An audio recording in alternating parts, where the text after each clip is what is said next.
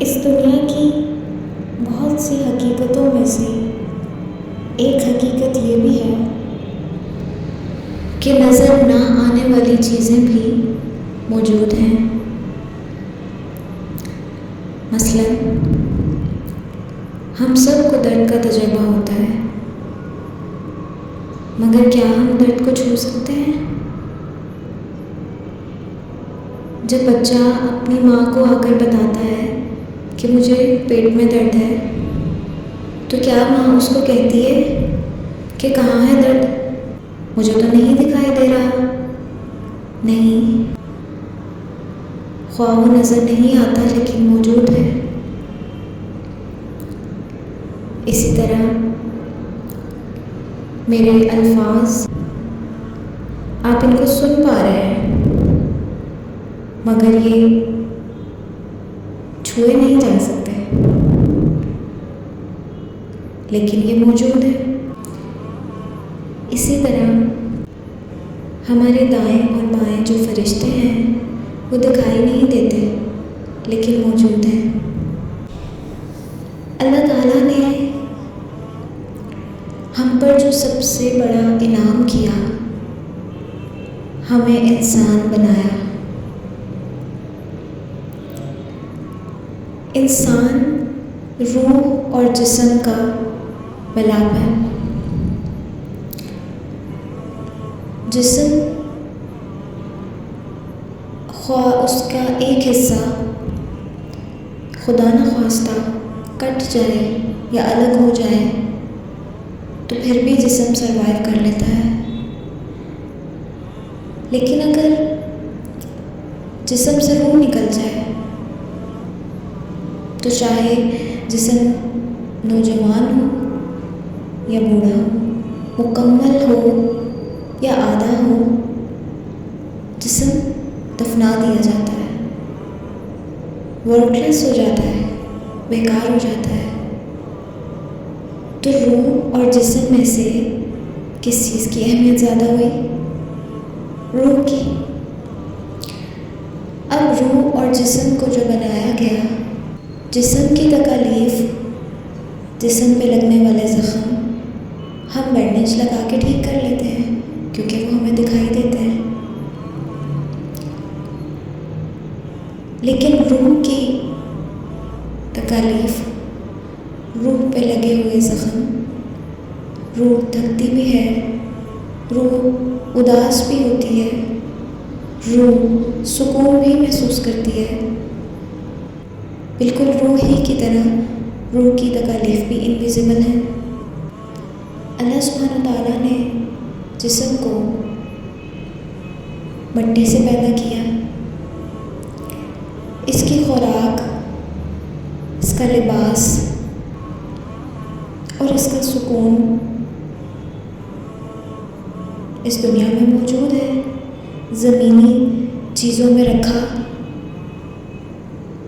لیکن روح چونکہ آسمان سے اتری ہے، اللہ سبحانہ تعالیٰ نے خود روح کو پھونکا، یہ اللہ کی طرف سے ہے، اس کی خوراک زمین میں نہیں ہے، یہ جہاں سے آئی ہے اس کی خوراک بھی وہیں سے ہے۔ یہ بات انسان کو اس دنیا سے بے رغبت کر دینے کے لیے کافی ہے۔ ہماری دسترس آسمان تک تو نہیں ہے، پھر ہم اپنی روح کو کیسے فیڈ کریں؟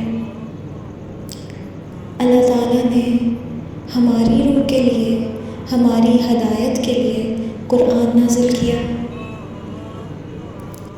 قرآن ہماری روح کے لیے بھی اور ہمارے جسم کے لیے بھی شفا ہے۔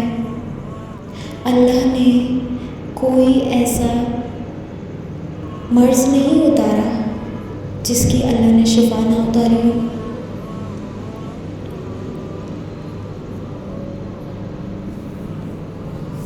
قرآن کا مہینہ آ رہا ہے، جس مہینے میں قرآن نازل کیا گیا، ہمارے پیارے نبی صلی اللہ علیہ وسلم جو سید الانبیاء ہیں، سب سے بہترین فرشتے روح الامین حضرت جبرائیل علیہ السلام کے ذریعے اتارا گیا، اور سب سے بابرکت مہینے میں یعنی رمضان المبارک میں، اور رمضان میں بھی 1000 مہینوں سے بہتر ایک رات میں اس کو ہمارے لیے، انسان کے لیے، آپ کے اور میرے لیے زمین پر اتارا گیا تاکہ ہماری روحیں اس سے سیراب ہو سکیں۔ رمضان مہمان نہیں ہے، رمضان قیامت تک آتا رہے گا۔ ہم اگلے رمضان موجود ہوں گے یا نہیں یہ نہیں پتہ، تو رمضان مہمان نہیں ہے، ہم مہمان ہیں۔ ایک مرتبہ اللہ کے نبی صلی اللہ علیہ وسلم ممبر پر چڑھ رہے تھے، تو آپ نے پہلا جب سٹیپ رکھا تو بولا آمین، دوسرا سٹیپ رکھا تو بولا آمین، تیسرا سٹیپ رکھا تو بولا آمین۔ صحابہ نے پوچھا اللہ کے نبی صلی اللہ علیہ وسلم یہ کیا ماجرا ہے؟ تو آپ نے فرمایا کہ ابھی میرے پاس جبرائیل علیہ السلام آئے تھے، انہوں نے کہا کہ ہلاک ہے، بدبخت ہے وہ شخص جس نے اپنے والدین کو بڑھاپے میں پایا، دونوں کو یا ان میں سے کسی ایک کو، اور ان کی خدمت کر کے جنت کو حاصل نہ کیا۔ تو میں نے کہہ دیا آمین۔ پھر جبرائیل نے کہا محروم ہے وہ شخص، بدبخت ہے وہ شخص جس نے رمضان کے مہینے کو پایا اور اس میں اپنی گردن کو جہنم کی آگ سے آزاد نہ کروا سکا۔ تو میں نے کہہ دیا آمین۔ اس دنیا کے سب سے بہترین، سب سے خوش بخت ہستی نے کسی کی بدبختی کا پروانہ جاری کر دیا ہو تو اس سے بڑی بدبختی اور کیا ہوگی۔ ہمارے پاس رمضان آ رہا ہے، سال کے 11 مہینے کے بعد 12واں مہینہ جس کا ہم سب بے صبری سے انتظار کرتے ہیں، اس کو کم از کم باقی کے 11 مہینوں کی طرح نہیں گزارنا ہے۔ اللہ تعالیٰ نے 5 وقت اپنے بندے کو اپنے پاس بلایا، نمازوں میں اپنی ملاقات کے لیے اس کو کھڑا کیا تاکہ ایک بڑے دن کی ملاقات کے لیے وہ تیار ہو جائے۔ اللہ کے نبی صلی اللہ علیہ وسلم نے فرمایا تم میں سے کسی کے گھر کے سامنے اگر کوئی نہر ہو اور وہ دن میں 5 مرتبہ اس میں نہاتا ہو تو کیا اس پر کوئی میل کچیل باقی رہے گا؟ نہیں۔ اسی طرح جو دن میں 5 مرتبہ وضو کر کے نماز پڑھتا ہو تو کیا اس کے گناہ باقی رہیں گے؟ نہیں۔ اللہ سبحانہ و تعالیٰ ایک نماز سے دوسری نماز کے درمیان کے وقفے کے سارے گناہ معاف کر دیتے ہیں۔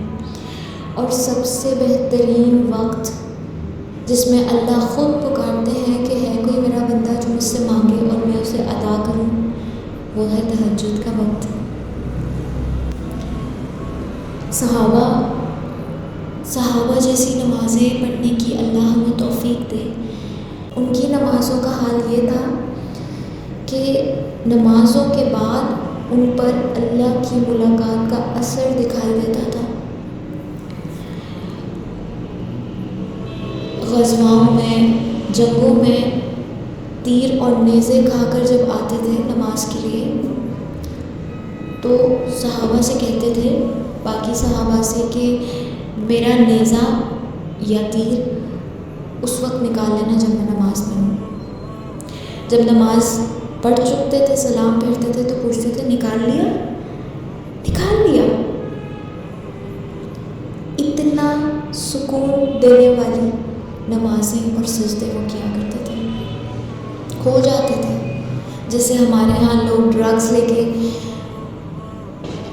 ایڈکشن میں چلے جاتے ہیں، صحابہ کی نمازوں کا یہ حال تھا کہ وہ جب اللہ کے سامنے کھڑے ہوتے تھے تو ان پر اپنے رب سے ملاقات کا، اللہ رب العزت کے سامنے کھڑے ہونے کا اثر دکھائی دیتا تھا۔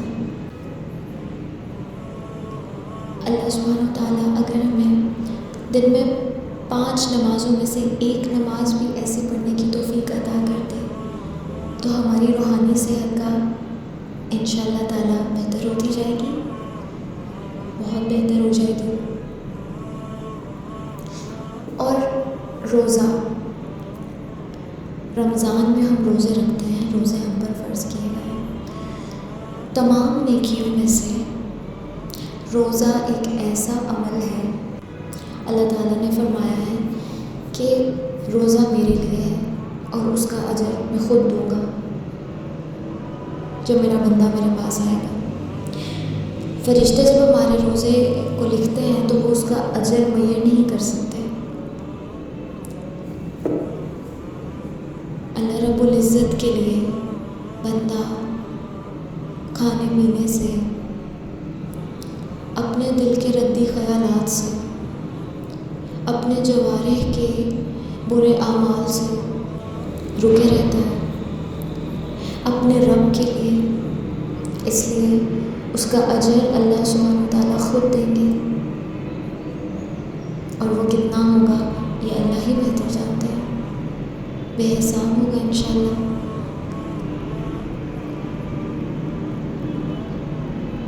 اللہ تعالیٰ رمضان میں لوگوں کی گردنیں جہنم سے آزاد کرتے ہیں۔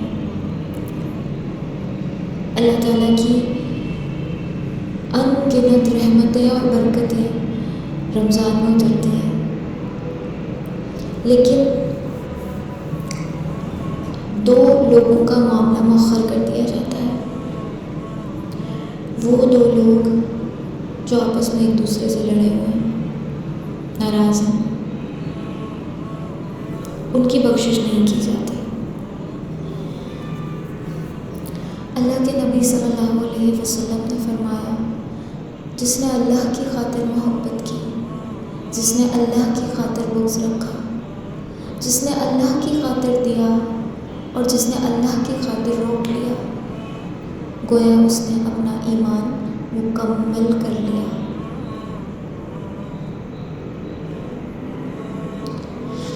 اپنی ذات کے لیے لوگوں سے لڑنا بند کر دیں۔ اگر کوئی ناراض ہے تو منا لیں، صلح کر لیں۔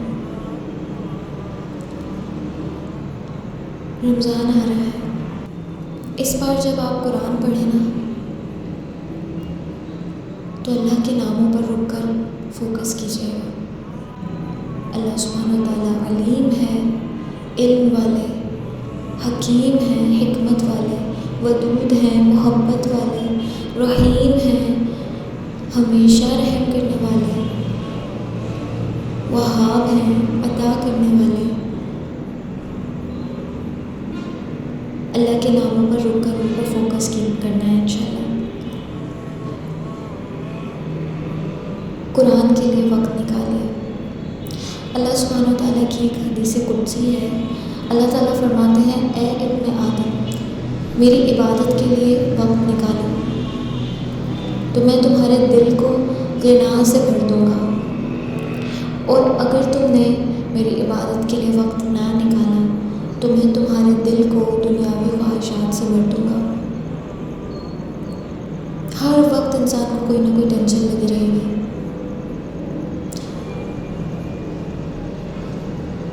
تو انشاءاللہ ہم سب نے اس رمضان میں اپنے رب کے ساتھ ایک تعلق بنانا ہے۔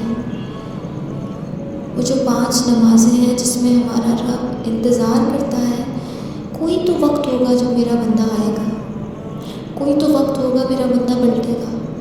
اچھا کسی ایک نماز میں، اچھا تہجد میں، یا کسی بھی وقت میرے بندے کو پہلے عشرے میں یا دوسرے عشرے میں میرا بندہ پلٹ کر آ جائے۔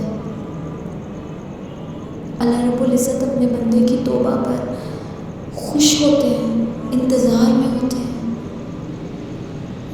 بہانے سے اپنے بندے کے گناہوں کو معاف کر دیتے ہیں۔ اس نظر آنے والے جسم پر ایک دن کا بھی چپ جائے تو اللہ تعالیٰ معاف کر دیتے ہیں گناہوں کو۔ اللہ رب العزت کے لیے، اللہ سبحانہ وتعالیٰ کے لیے وقت نکالنا ہے اس رمضان میں، اس کو باقی کے مہینوں کی طرح نہیں گزارنا ہے انشاءاللہ۔ اپنے رب سے جڑ جائیں، ہم اسی کی طرف سے آئے ہیں اور ہماری خوراک بھی اسی کی طرف سے ہے۔ اس دنیا سے خود کو بے رغبت کر لیں۔ اللہ رب العزت الرزاق ہے۔ اللہ تعالیٰ ہم سب کو رمضان تک پہنچائے۔ اللہ تعالیٰ ہم سب کو اس رمضان کو اب تک کا ہماری زندگی کا بہترین رمضان بنائے، اور اللہ تعالیٰ اس رمضان میں ہمیں ہدایت میں زیادہ کر دے، ہمیں ہمیشہ کے لیے ہدایت میں ثابت قدمی عطا کرے۔ اللہ تعالیٰ ہمیں اپنے مقربین میں شامل کر لے، ہمیں اپنا قرب عطا کر دے، ہم سے راضی ہو جائے، ہمارا حسن خاتمہ ہو۔ اللہ تعالیٰ ہمیں ایمان اور یقین عطا کر دے۔ اللہ سبحانہ و تعالیٰ ہمارے لیے اپنی اطاعت کے راستے کو آسان بنا دے۔ اللہ تعالیٰ ہمیں اپنے لیے چن لے، ہماری دنیا کی مشکلوں کو اور ہماری اللہ کی اطاعت پر آنے والی مشکلوں کو آسان کر دے۔ اللہ تعالیٰ ہمیں اپنی محبت